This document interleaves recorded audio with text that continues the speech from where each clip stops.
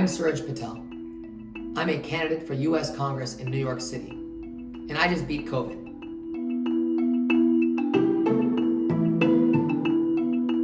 About 2 weeks ago, I started feeling a shortness of breath and a tightness in my chest from really simple activities like going up the stairs or carrying a gallon of milk. Now, I'm a pretty healthy person, normally pretty athletic even, and so I knew something was up from very simple tasks. And then by that evening, I started experiencing fevers, 101, 102 degrees regularly, like clockwork. So I knew something was up. Now, I have the good fortune of living with my older brother, who is an emergency room doctor, and his girlfriend is a cardiologist. And if I had COVID and we're working from home, then there's no way they could go back to work and infect folks at the hospital right now. And so we needed to do a test. Now, we were able to do a nasopharyngeal swab test at home safely and send the kit by courier to a lab in Brooklyn that analyzed our result. And in 2 days, we found out that yes, in fact, we were all COVID positive in my house.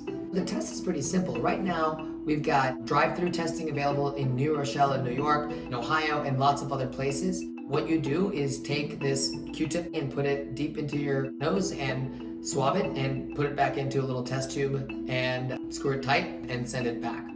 Now that I've already had a confirmed COVID infection, I now have the ability to go give my blood, give my plasma, which is full of antibodies that can help fight off the disease. And the most critical patients are now getting blood transfusions from COVID survivors like me. I'm signed up to go do that at Mount Sinai Hospital.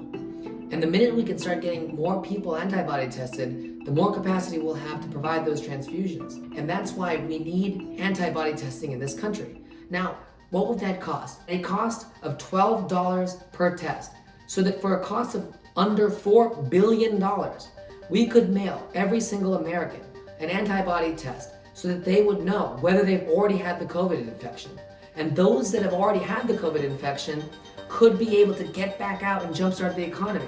It is the only stimulus we really have to really open this back up and get back out there. And that's why we need testing. But we cannot have people like Mike Pence or Donald Trump or our congressperson or people across every layer of government tell us that it's too late to test, because that is doubling down on a mistake that got us into this in the first place. It incenses me, and it ought to incense you, that the failures of our government are now exacerbating and doubling down on those failures, are now making this pandemic longer and longer and more deadly than it needed to be. This is a natural disaster, and it is a national disaster, and therefore it deserves a coordinated national response.